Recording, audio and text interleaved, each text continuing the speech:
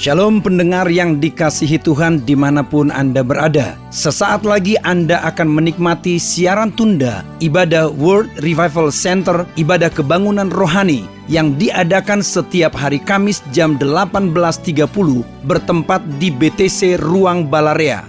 Dalam ibadah ini kesembuhan selalu terjadi, dalam ibadah ini pengurapan selalu dicurahkan.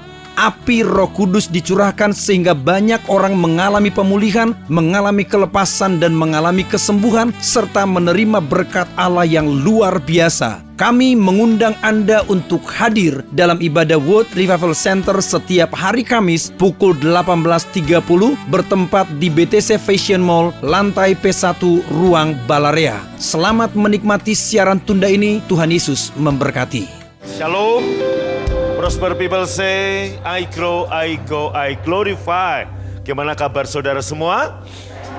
Amin. Sehat, kuat, makmur, panjang umur, awet muda, diberkati Tuhan. Katakan amin. Silakan duduk saudara. Amin.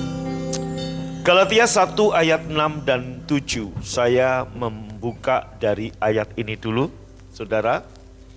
Aku heran bahwa kamu begitu lekas berbalik daripada Dia yang oleh kasih karunia Kristus telah memanggil kamu dan mengikuti suatu Injil lain. Ayat 7, yang sebenarnya bukan Injil, hanya ada orang yang mengacaukan kamu dan yang bermaksud untuk memutarbalikkan, sama-sama baca, Injil Kristus. Saudara, ini yang terjadi di gereja mula-mula. Yaitu bahwa ada orang-orang yang memberitakan Injil yang lain. Yang tentunya bukan Injil. Halo? Nah saudara, jemaat Galatia terkecoh. Maka Paulus berkata, aku heran kenapa kamu yang sudah dipanggil dengan kasih karunia kepada hidup kekal oleh Yesus Kristus, tapi kemudian berbalik untuk percaya kepada Injil yang lain. Yang jelas bukan Injil. Kalau ini pernah terjadi bahkan di gereja di mana bapak-bapak founders gereja berada. Betul? Ini para rasul masih hidup. Masih ada Petrus, masih ada saudaraku rasul-rasul yang lain. Tetapi gereja Tuhan saat itu mulai kacau karena ada pengajaran Injil yang lain. Yang tentunya bukan Injil. Kalau itu pernah terjadi bahkan di mana pendiri-pendiri gereja saat itu, bapak-bapak gereja, Paulus, Petrus masih hidup. Terlebih di gereja akhir zaman ini. Maka Bapak Ibu, ini juga yang terjadi hari-hari ini seperti Paulus katakan pada Timotius. Bahwa di hari-hari akhir akan ada orang-orang lebih senang untuk ngumpulin pengkhotbah-pengkhotbah yang menyenangkan telinganya. Yang tentunya bukan Injil Yesus Kristus, tapi Injil yang lain. Injil yang lain di sini bisa Injil motivasi, bisa Injil pengetahuan. Saudaraku, kepercayaan yang benar menghasilkan kehidupan yang benar. Betul? Kepercayaan yang benar menghasilkan kehidupan yang benar. Maka kepercayaan yang salah akan menghasilkan kehidupan yang salah. Maka saudaraku, perwujudan dari kebenaran pernyataan ini adalah tidak mungkin seseorang mengalami kehidupan yang benar tanpa dimulai dari kepercayaan yang benar. Betul? Tidak mungkin seorang bisa menikmati kehidupan yang saleh, yang sudah Tuhan sediakan, kehidupan yang benar. Seperti dalam surat Petrus, tanpa dimulai dari kepercayaan yang benar. Betul? Kemudian ketika kepercayaan saudara salah, maka cara berpikir kita salah. Tindakan kita salah. Dan akibat selanjutnya ialah seluruh wilayah dan bidang kehidupan kita juga mengalami salah. Maka saudaraku, akan ada kerusakan yang fatal akibat dari kepercayaan yang salah. Kenapa banyak orang kepercayaannya salah? Halo? Kepercayaan yang salah menghasilkan kehidupan yang salah. Kepercayaan yang benar menghasilkan kehidupan yang benar. Kenapa banyak orang Kristen mempunyai kepercayaan, kok bisa punya kepercayaan yang salah? Karena mereka menerima asupan pengajaran yang salah. Kenapa tegang begini?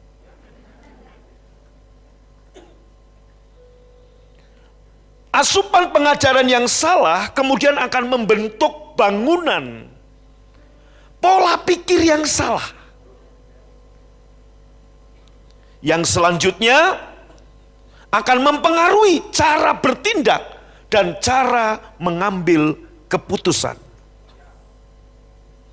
Dan jika setiap keputusan yang diambil itu salah, betapa berbahayanya asupan pengajaran yang salah. Halo? Maka Injil yang lain akan membuat saudaraku, orang-orang Kristen mempunyai kepercayaan yang salah. Kepercayaan yang salah akan menghasilkan kehidupan, keputusan yang salah. Maka pastikan saudara dan saya menerima asupan pengajaran Injil Yesus Kristus. Amin, cuma 5 orang, yang lainnya aman. Amin. Yang amin tepuk tangan dong buat Tuhan, katakan amin. Amin. Kenapa saudara? Pastikan Bapak Ibu menerima asupan pengajaran Injil Yesus Kristus. Sebab Injil Yesus Kristus itu memerdekakan. Kenapa? Sebab hari-hari ini banyak doktrin campuran. Yaitu apa doktrin campuran? Tidak menolak Injil Yesus Kristus. Tidak menolak Injil kasih karunia. Tapi juga tetap memelihara hukum Taurat. Saudara, dengan cara seperti ini iblis berusaha untuk merampok kasih karunia yang seharusnya saudara dan saya miliki, yaitu dengan cara menetralkan pengajaran Injil Yesus Kristus dengan hukum Taurat. Memang tidak menolak terang-terangan, tapi diam-diam menyamarkan, melestarikan hukum Taurat. Terlihat rohani, seimbang, tetapi sangat mematikan. Sebab anggur yang baru tidak bisa dimasukkan ke kantong kulit yang tua. Maka anggur yang baru kalau dimasukkan ke kantong kulit yang tua, kantong kulit itu akan robek dan anggur itu bocor. Kasih karunia Injil Yesus Kristus adalah anggur yang baru dan tidak bisa dimasukkan di kantong kulit hukum Taurat. Amin. Saudaraku, hari ini kita lihat banyak orang gak bisa menikmati kasih karunia yang berlimpah dari Yesus Kristus karena pengajaran campuran ini. Mix kayaknya rohani, tapi mematikan. Doktrin campuran ini sedang beredar secara, apa itu yang Prabowo bilang? Masif, sistematis, terstruktur, apalagi Pak Steven. Terstruktur, masif, sistematis. Itu bahasa itu saya ingat di zaman Pilpres, saudara. Betul? Halo? Doktrin campuran Anda lihat hari ini. Anda bisa temui di GO, gereja online. Di media-media sosial, buku-buku rohani, pengkhotbah-pengkhotbah Kristen. Secara masif mengajar doktrin campuran. Doktrin campuran beredar secara terstruktur, sistematis, dan masif di banyak gereja masa kini. Memang terlihat rohani, kudus, dan benar. Tapi faktanya tidak membuat orang menjadi rohani, menjadi kudus, dan menjadi benar. Sebab hukum Taurat memang sempurna. Kita yang gak sempurna. Hukum Taurat kudus. Hukum Taurat hanya bisa menunjukkan betapa kudisnya saudara. Hukum Taurat hanya bisa menunjukkan betapa najisnya kita. Tapi tanpa bisa mengubahnya. Saudaraku, ya, tuker handphone. Saudaraku, dengan handphone. Adil apa tidak? Adil. Tuker handphone dengan masker. Adil apa tidak? Adil apa tidak? Itu aja nggak adil. Cross, salib, kasih karunia, bicara pertukaran yang sangat tidak adil. Ada yang harusnya mati di sana. Nggak adil sekali. Maka saudaraku benar-benar kasih karunia. Ini yang Tuhan Yesus marah. Kasih karunia dicampur dengan perbuatan. Enggak, saudaraku. Loh, perbuatan saudara enggak bisa menyelamatkan Anda. Perbuatan saudara enggak bisa membuat Anda diberkati. Kalau semua, karena hukum Taurat bicara tentang upaya Anda, upaya saudara, usaha Anda. Karena upaya, maka upah. Kalau upah, makanya Anda hamba upahan. Tapi karena kasih karunia, Anda anak, nggak ngapa-ngapain dikasih. Itulah kasih karunia. Tepuk tangan buat Tuhan, katakan amin. Amin. Nah, maka saudaraku, kepercayaan yang benar menghasilkan pola pikir yang benar. Menghasilkan, saudaraku, kehidupan yang benar. Menghasilkan keputusan-keputusan yang benar. Kenapa banyak dari kita mengambil keputusan-keputusan yang salah? Karena dimulai dari kepercayaan yang salah. Kenapa kita mendapatkan kepercayaan yang salah? Karena kita menerima pengajaran yang salah. Maka malam ini saudara, saya mau memborbardir saudara, supaya Anda hanya mau menerima asupan Injil Yesus Kristus. Bukan yang lain. Tepuk tangan buat Tuhan, katakan haleluya. Amin. Haleluya. Nah saudaraku, doktrin campuran yang beredar secara masif tadi, faktanya tidak bisa membuat kita menjadi lebih rohani, lebih kudus, lebih benar. Nggak bisa. Banyak tuntutan, harus begini, harus begitu. Harus melakukan ini, harus melakukan itu. Begitu sudah cukup melakukan sesuatu, kita dituntut lagi untuk melakukan lebih dari cukup. Dituntut harus sempurna, begitu gagal, kita dihakimi. Maka mengakui Injil kasih karunia Tuhan. Saudaraku, mereka mengakui kasih karunia Tuhan, tapi dalam prakteknya lebih menekankan hidup di bawah tuntutan hukum Taurat. Ini suatu perampokan yang terstruktur dan masif yang dilakukan iblis terhadap kasih karunia yang berlimpah dari Yesus Kristus. Kasih karunia tidak menuntut, tetapi mensuplai dan memerdekakan saudara. Katakan amin. Sekali kita dimerdekakan dari dosa dan akibatnya, sekali kita lahir baru, sekali kita diperbaharui, sekali kita diselamatkan, tetap selamanya kita menjadi orang merdeka, lahir baru dan selamat. Tepuk tangan bagi Tuhan. Dengarkan baik-baik. Maka ada dua jenis manusia di dunia ini. Manusia di dalam Adam dan manusia di dalam Yesus. Saudaraku begini, bukan Anda yang makan buah pengetahuan yang baik dan buruk. Adam dan Hawa yang makan. Betul apa betul? Anda pernah makan buah itu? Bahkan kita nggak tahu kayak apa bentuknya. Buah apel, buah semangka saya tahu. Tapi buah pengetahuan yang baik dan buruk seperti apa? Kita seorang pun nggak ada yang tahu. Kita nggak pernah makan, saudaraku. Tetapi karena Adam dan Hawa yang makan, kita menjadi orang berdosa di dalam Adam. Dengarkan baik-baik. Anda dan saya menjadi orang berdosa di dalam Adam. Semua amal saudara, semua perbuatan baik saudara, semua kekudusan saudara, semua cara hidup yang benar dari saudara, tidak, perhatikan saya, tidak mengubah statusmu sebagai orang berdosa. Betul apa betul? Agama tidak mengubah saudara dari status sebagai orang berdosa. Halo? Katakan amin. Nangkap ya? Karena Adam berbuat dosa, Anda dan saya menjadi orang berdosa di dalam Adam.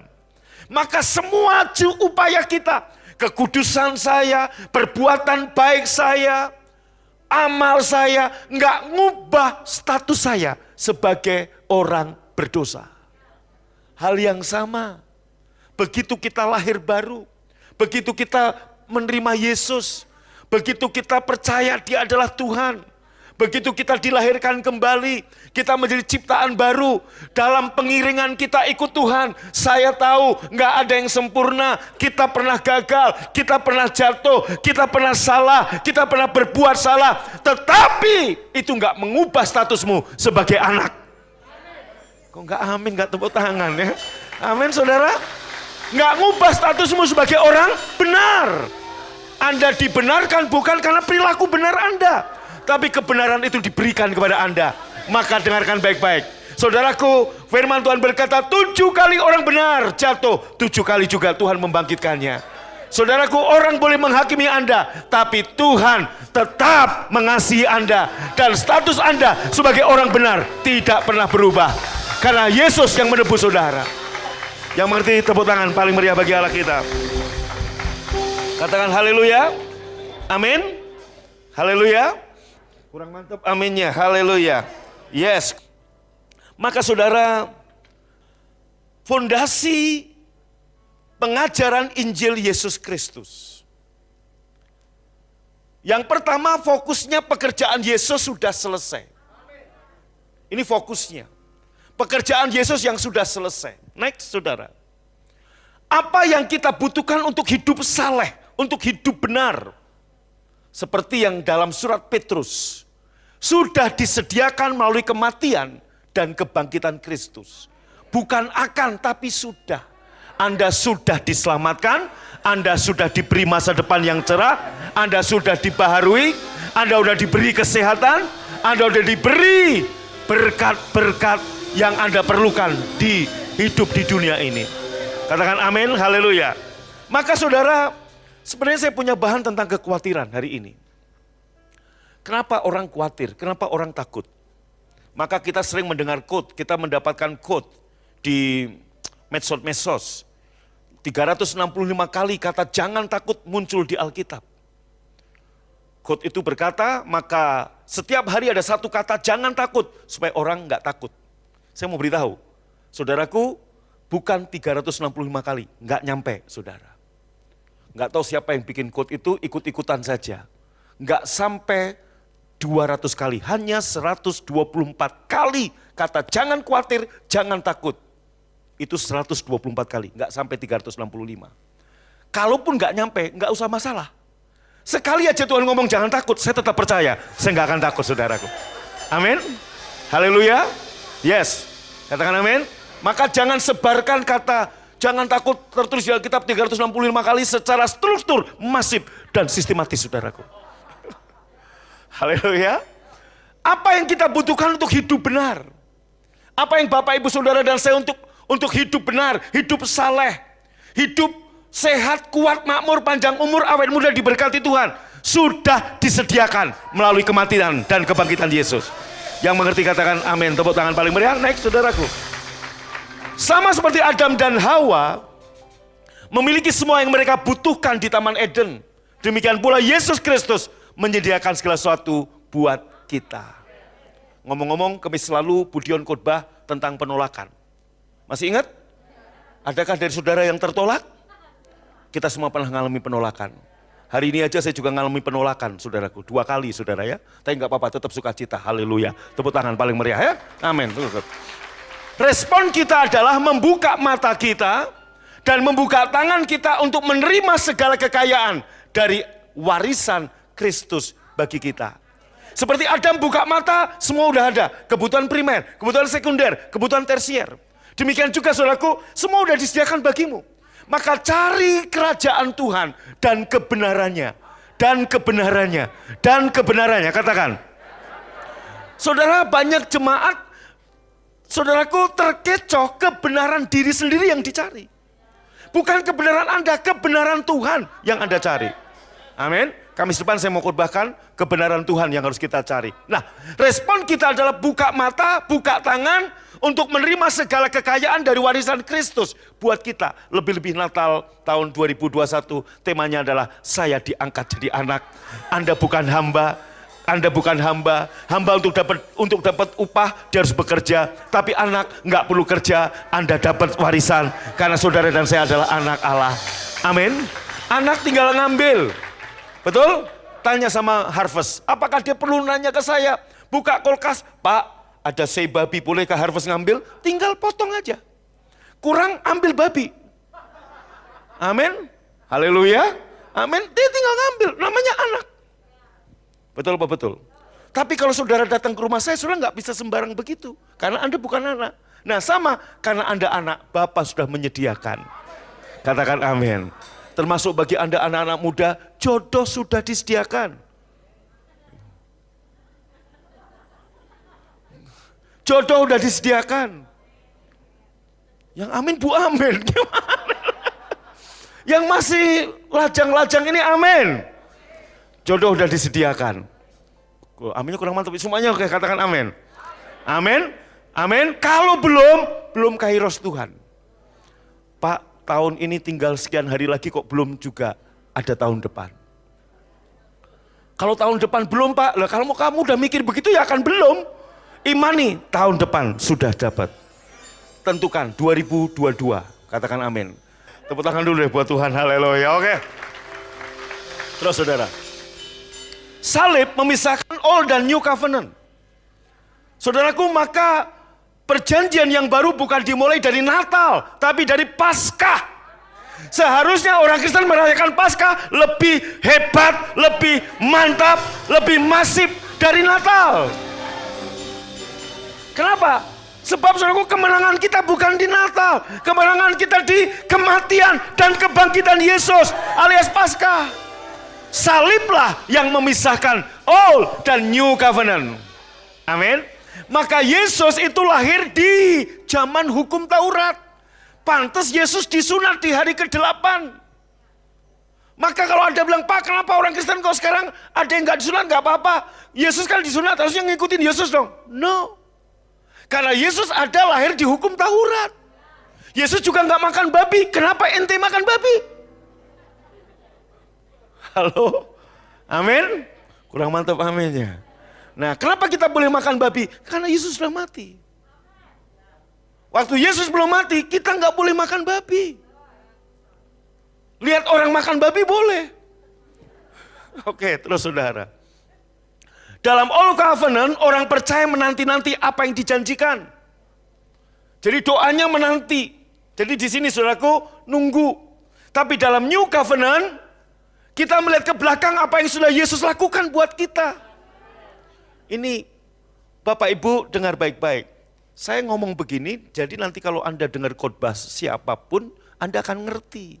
Kalau dia khotbahnya seperti menanti-nanti, Tuhan pasti akan memberkati. Bukan, sudah diberkati. Itu Injil Yesus Kristus tuh ini. Injil campuran, saudaraku, ini yang bahaya. Kayaknya rohani, tapi bahaya. Next, saudara. Orang percaya di perjanjian lama melakukan kegiatan keagamaan untuk apa? Menerima berkat, menerima perkenanan, menerima pengampunan Tuhan. Next, tapi orang percaya di perjanjian baru kita ibadah seperti ini, kita berdoa, kita memuji Tuhan, kita memberi persembahan. Kenapa? Karena berkat-berkat Tuhan sudah disediakan bagi saudara. Maka ibadah kita disebut ibadah apa? Raya. Bukan ibadah kedukaan, ibadah perayaan. Maka tiap minggu kita merayakan. Rayakan, Yesus rayakan. Tetetetetetet. Musik dong, aduh. Rayakan, Yesus rayakan.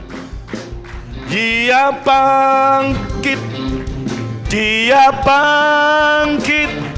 dan hidup selamanya. Yesus bangkit dan hidup selamanya. Rayakan. Udah. Nanti tugasnya WL. Kalau saya nanti WL nggak ada kerjaan. Kita saling berbagi tugas dong Pak, Bu. Amin. Amin. Haleluya. Yes. Next, saudara. Orang percaya udah terus. Suatu kasih yang baru untuk kitab perjanjian lama. Ini fondasi Injil Yesus Kristus. Kenapa? Kita lihat. Bukan kita yang harus mengasihi Tuhan, tapi Tuhan yang telah mengasihi kita terlebih dulu.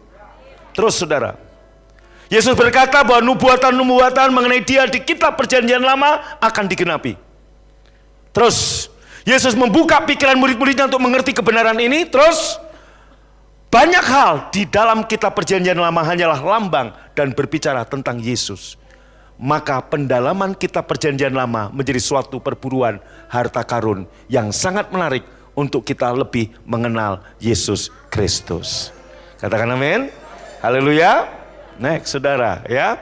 Suatu kesadaran terhadap kuasa dosa yang sesungguhnya.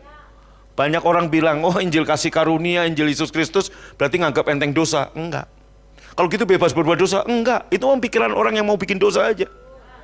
Sama aja gini saudaraku, kalau saya selalu curigaan sama Anda, sama wakil saya, memang sayanya orangnya juga begitu. Amsal berkata, orang yang membuat perhitungan pada dirinya sendiri, seperti itulah dia. Saya ngangkat Pak Irwan jadi wakil gembala di Jakarta. Saya nggak takut dia akan kudeta saya. Kenapa? Saya tulus hati, saya positif. Tapi kalau banyak pendeta nggak berani ngangkat orang karena takut dikudeta. Kenapa takut dikudeta? Karena dia juga pikirannya pikiran kudeta. Itu. Betul nggak? Betul? Kalau saya tulus sama Anda, karena saya nggak punya pikiran negatif sama Anda. Betul apa betul?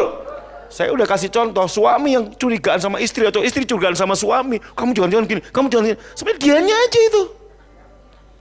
Coba tanya suamimu, tanya istrimu, bener nggak? Pasti gitu aja. Pura-pura nggak ngaku, ya udah. Terus Injil Yesus Kristus tidak menganggap remeh dosa. Terus Injil kasih karunia memahami bahwa kuasa dosa sangat besar dan kuat, sehingga tidak ada usaha manusia yang sanggup mengalahkan dosa. Siapa yang bisa ngalahin dosa? Musa pun gak bisa. Karena dosa itu kuat. Saudara, betul? Amin. Haleluya. Coba saudaraku, udah jelas-jelas tembok itu basah, ditulisi tembok baru dicat, jangan dipegang. Anda malah pengen megang. Itu bicara hukum dosa. Hukum gravitasi itu begitu. Terus saudara, terus. Pengharapan manusia hanyalah kepada Kristus yang sudah mengambil dan merebus kita dari segala dosa. Next, saya udah ngulangi aja ya. Terus. Kemenangan atas dosa. Siapa yang mau menang atas dosa? Lambaikan tangannya. Hanya saat saudara bersandar pada penebusan Kristus. Maka kita nggak bisa sombong. Ada orang, gue kebal dari dosa. Nggak ada yang kebal dosa. Haleluya. Katakan amin. Saudaraku, kebal senjata tajam mungkin orang Banten ada. Kita pernah lihat di tukang-tukang obat. Kebal bacok. Tapi duit belum tentu kebal, saudaraku. Ya tuh ya. Next, saudara. Kabar baiknya, baca sama-sama. Dosa tidak dapat menahan kasih karunia Tuhan, tapi kasih karunia Tuhan dapat menghentikan dosa. Saudaraku, maka kasih karunia bukan lisensi bikin dosa, tapi kasih karunia, power, kuasa untuk Anda menang atas dosa. Amin. Haleluya. Saya bisa menang dengan dosa onani, saya bisa menang dengan dosa pornografi, saya bisa menang dengan dosa minum, saya bisa menang dengan dosa merokok, saya bisa menang dengan dosa itu. Karena apa? Kasih karunia. Dengan perjuangan saya nggak bisa. Tapi Kristus yang ada dalamku, melalui aku, bekerja bersama dengan aku untuk mengalahkan dosa.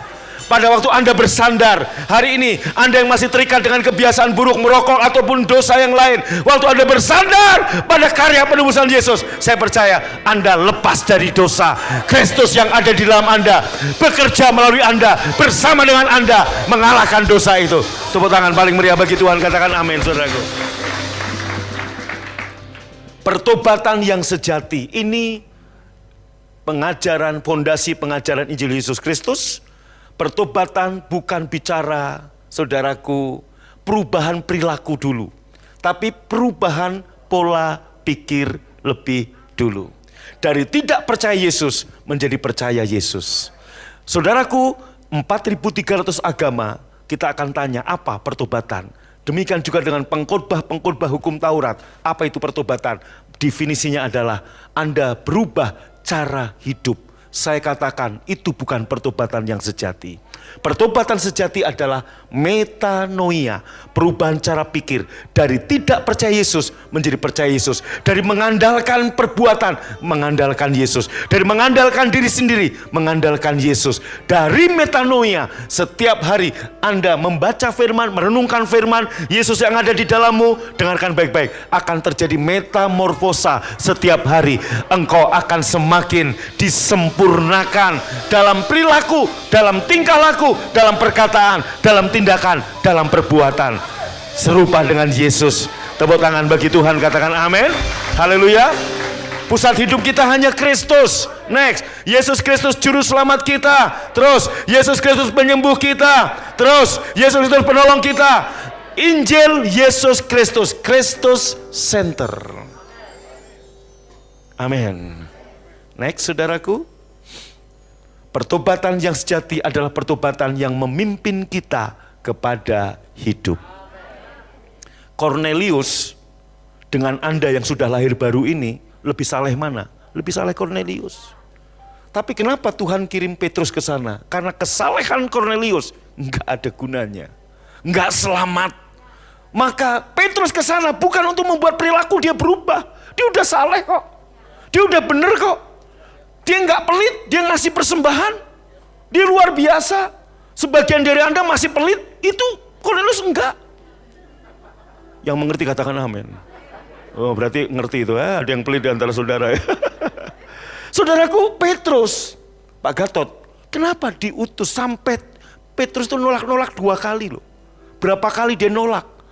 Ada penglihatan, ada babi, ada ini. Petrus ngomong, enggak Tuhan, aku enggak pernah nyentuh yang haram. Sampai akhirnya Petrus, ya Tuhan aku mau. Dia pergi ke rumah Cornelius. Cornelius dikenal sebagai orang yang taat, perwira yang taat. Perwira yang saleh hidupnya. Saleh. Kalau Alkitab mencatat saleh, itu benar dia saleh. Artinya Cornelius, saudaraku, ditinjau dari perilaku moral, ditinjau dari kebiasaan diri, ditinjau dari perkataan, tindakan, perbuatan. Tidak seorang pun bisa menemukan cacatnya. Tapi di hadapan Tuhan, kesalahan Cornelius enggak menyelamatkan dia. Maka pertobatan sejati Cornelius bukan perubahan perilaku, tapi dari tidak percaya Yesus menjadi percaya Yesus dan dibaptis. Tepuk tangan paling meriah buat Tuhan. Katakan haleluya. Amin. Jadi Anda ngerti sekarang apa itu pertobatan? Perubahan pola pikir. Dari mengandalkan perbuatan kita untuk diberkati, untuk selamat, untuk berkenan, dengan mengandalkan kepada perbuatan Yesus. Maka hukum Taurat bicara performa saudara, tapi kasih karunia bicara performa Yesus. Amin. Dan Yesus, saudaraku, memenuhi semua persyaratan yang ditentukan, yang dituntut oleh hukum Taurat. Maka Yesus datang bukan untuk meniadakan, tapi untuk menggenapi. Karena kita tidak seorang pun yang bisa melakukan hukum Taurat. Begitu Yesus menggenapi lewat kematiannya di kayu salib, hukum Taurat dinyatakan tidak berlaku. Sekarang yang tertulis di dalam hati saudara, yaitu hukum yang tertulis di hati kita, bukan apa, tapi siapa, yaitu Yesus. Tepuk tangan buat Tuhan Yesus, katakan amin. Ini pondasi berikutnya, iman bahwa Yesus bekerja di dalam setiap orang yang percaya. Ini yang saya katakan kenapa Pak Stephen, ya, Pak Sukadame, Pak Primob, banyak pendeta nggak berani khotbah tentang kasih karunia Injil ini, karena karisma mereka hilang, rontok. Kenapa disebut gereja karismatik? Karena pendetanya berkarisma. Saudaraku, akhirnya orang-orang begitu mengagumi pendeta yang sangat berkarisma. Seolah-olah hanya dia yang sakti. Seolah-olah hanya dia yang pengurapannya kenceng. Seolah-olah hanya dia kalau tumpang tangan, brek. Lempar jas, brek. Lempar sepatu, brek. Kira-kira begitu, saudaraku. Oh iya. Halo? Betul? Orang-orang dibawa kepada manusia kita. Anda lihat, orang begitu mengagumi Benny Hinn. Karisma sekali. Nah, pondasi pengajaran Injil Yesus Kristus. Saudara dengar, tanpa kita sadari, itu keimaman dalam perjanjian yang lama. Sebab dalam perjanjian yang lama, umat Israel akan diberkati, akan dikenan, doanya akan dijawab, tidak tergantung pada orang Israel, tapi tergantung pada Imam Harun dan anak-anaknya. Ini yang masih dibawa dalam gereja hari-hari ini. Orang-orang datang ke pendeta, ngerasa bahwa hanya doa pendetanya yang dijawab.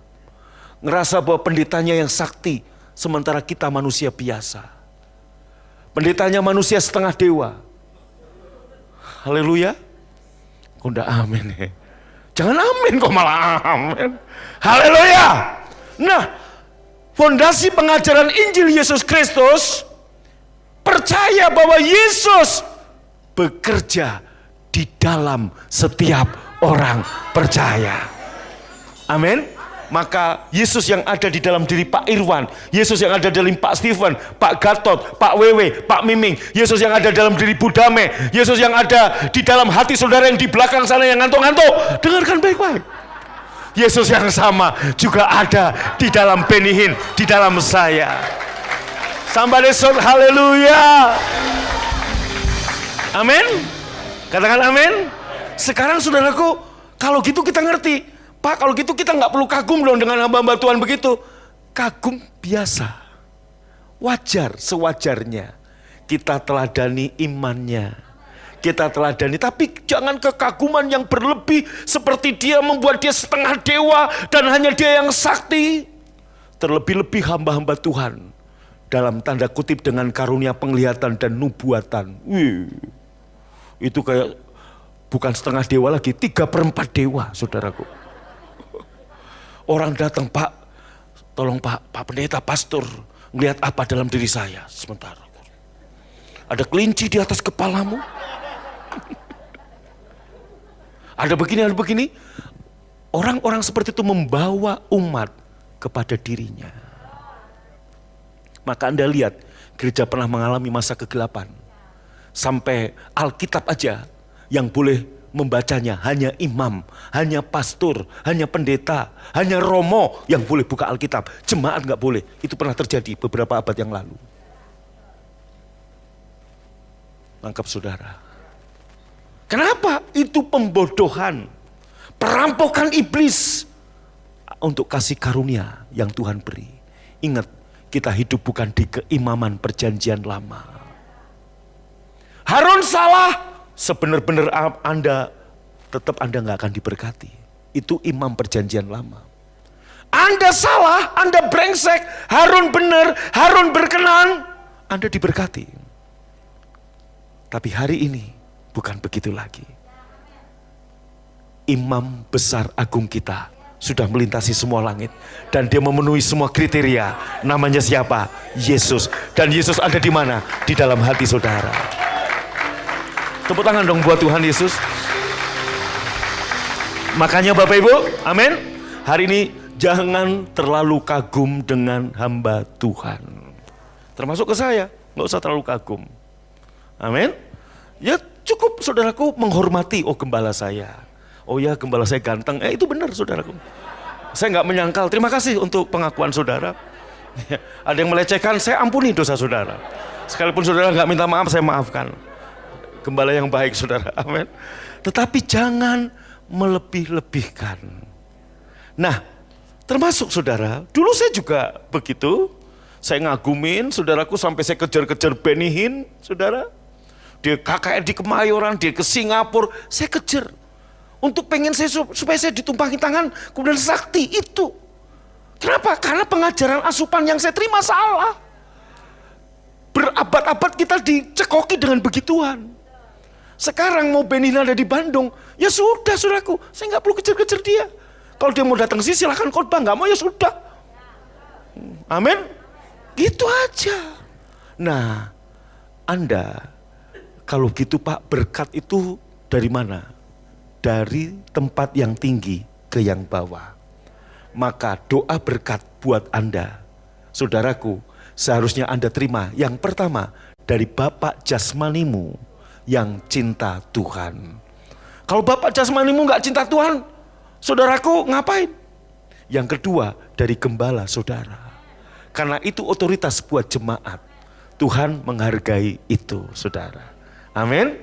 Amin.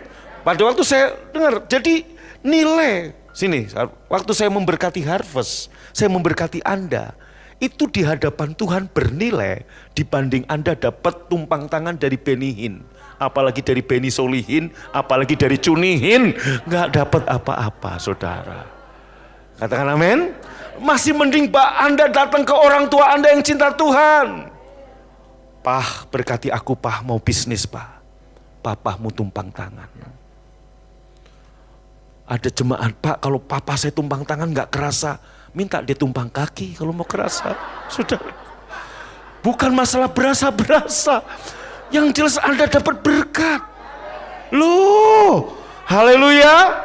Makanya dengar bapak-bapak, dengar bapak-bapak.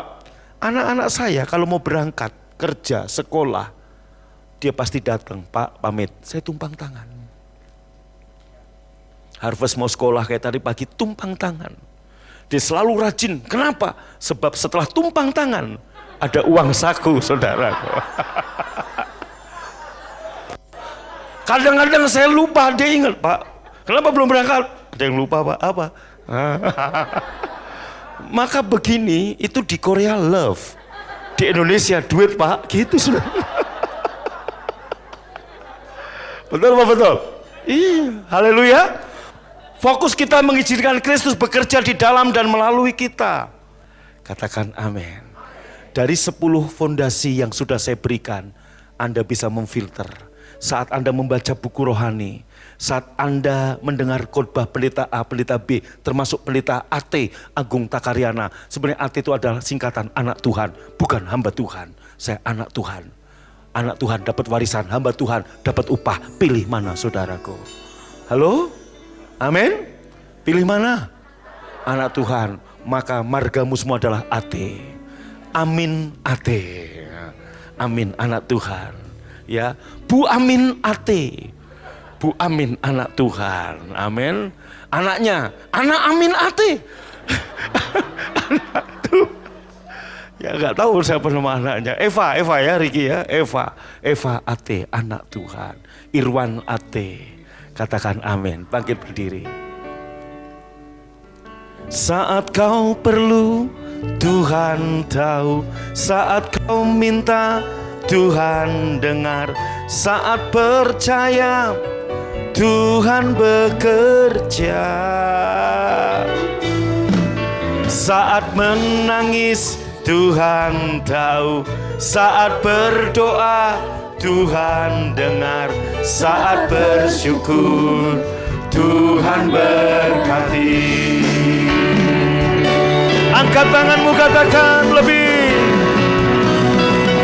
Saat kau perlu, Tuhan tahu. Saat kau minta, Tuhan dengar. Saat percaya, Tuhan bekerja. Saat menangis, Tuhan tahu. Saat berdoa, Tuhan dengar. Saat bersyukur, Tuhan Haleluya. Yang di rumah makin berdiri, katakan. Saat kau perlu, Tuhan tahu. Saat kau minta, Tuhan dengar. Saat percaya, Tuhan bekerja. Saat menangis, Tuhan tahu. Saat berdoa, Tuhan dengar. Saat bersyukur, Tuhan berkati. Lebih sungguh lagi, semuanya angkat kedua tangan, katakan. Saat kau perlu, Tuhan tahu. Saat kau minta, Tuhan dengar. Saat percaya, Tuhan bekerja. Saat menangis, Tuhan tahu. Saat berdoa, Tuhan dengar. Saat bersyukur, Tuhan berkati. Saat bersyukur, Tuhan berkati. Saat bersyukur, Tuhan berkati.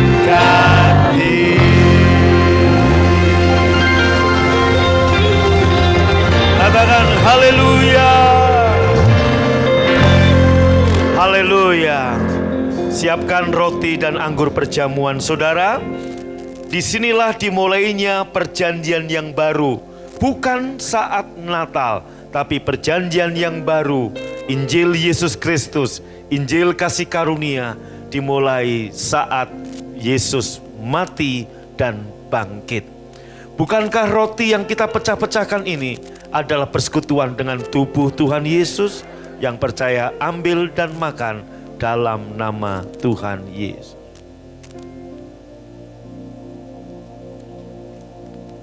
Di dalam perjamuan ada kesembuhan, ada pengampunan, ada pemulihan, ada berkat. Saya berdoa untuk setiap Bapak Ibu Saudaraku yang sakit dimanapun berada. Saya menumpangkan tangan, saat engkau ambil perjamuan ini, kesembuhan mengalir atasmu. Bahkan saat kita memberitakan kematian Tuhan, Tuhan juga membuat penghadangan bagi setiap musuh-musuh saudara. Orang-orang yang ditunggangi iblis, nafsu jahat mereka yang ditunggangi iblis yang ingin menghancurkan pekerjaan, karir, bisnis, bahkan pelayanan gereja kita, Tuhan membuat penghadangan. Angkat cawan dengan tangan kananmu lebih tinggi dari kepalamu. Yesus mengambil cawan, memberikan pada murid-muridnya dan berkata, inilah cawan perjanjian baru yang dimeteraikan oleh darahku. Ambillah, minumlah, menjadi peringatan akan aku. Yang percaya ini darah Tuhan Yesus, ambil dan minum dalam nama Yesus. Haleluya. Terima kasih Tuhan untuk malam ini. Saat kami perlu Engkau tahu, saat kami minta Engkau dengar, saat kami percaya Tuhan bekerja di tengah kami. Terima kasih untuk malam ini kami terima pengajaran fondasi pengajaran Injil Yesus Kristus. Untuk kami terus berpegang bukan pada Injil yang lain, bukan pada Injil motivasi, bukan pada Injil pengetahuan, bukan pada Injil campuran, tapi murni Injil Yesus Kristus. Terima kasih Tuhan, sebagai tanda syukur kami bawa persembahan kami kembalikan yang terbaik untuk pelebaran kerajaan surga. Dan sebelum kami pulang, kami terima berkat Tuhan. Buka hatimu, angkat tanganmu, terima dengan baik-baik, terima dengan iman. Pulanglah kekasih-kekasih Tuhan. Tuhan menghadapkan wajahnya kepadamu, menyinari engkau dengan wajahnya, serta memberimu kasih karunia, damai sejahtera. Pulanglah dan terimalah berkat yang berlimpah-limpah dari Bapa di surga. Cinta kasih Tuhan Yesus, persekutuan yang manis di Roh Kudus menyertai memberkati engkau dari sekarang sampai selama-lamanya. Yang percaya diberkati berkata amin. Shalom. Anda baru saja mengikuti cuplikan siaran tunda ibadah World Revival Center yang terjadi di hari Kamis jauh lebih dahsyat dari apa yang Anda dengar. Oleh karena itu, kami mengundang Anda untuk hadir dalam ibadah World Revival Center setiap hari Kamis bertempat di BTC Fashion Mall, lantai P1 Ruang Balarea pukul 18.30. Dan bagi Anda yang rindu didoakan, SMS kami di 0818218737. Untuk informasi hubungi 6126088. Tuhan Yesus memberkati.